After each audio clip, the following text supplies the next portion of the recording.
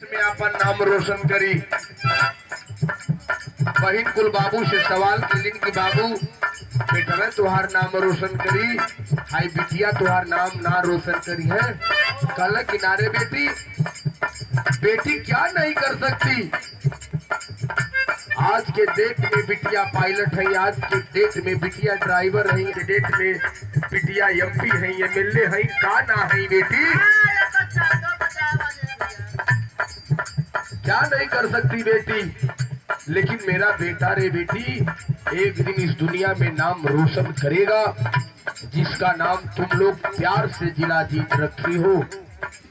ये बाबू जिला जीत अपने खानदान का परिवार का बड़ा दुलारा रहल, इतना दुलारा रहल बता दी आप लोगन से कि माई जब ओके भींस के पिया के लेटा दे सवेरे की टाइम, तो पूरे खानदान में दिन भर खाली इनके कोरा उनके कोरा में ही होकर समय बीत गया।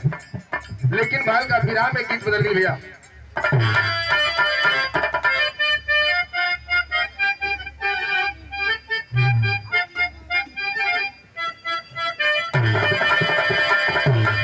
अरे लिखी लिखी दरोगा बाबू हमारी हो या बाती आया रे, हमारी हो या बाती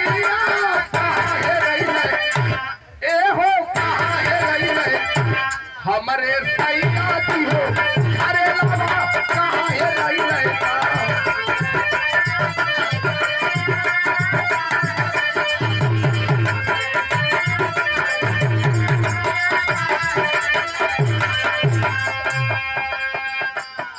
और आशीर्वाद स्वरूप फिर दोबारा बहुत रुपए का आशीर्वाद प्रदान हुआ।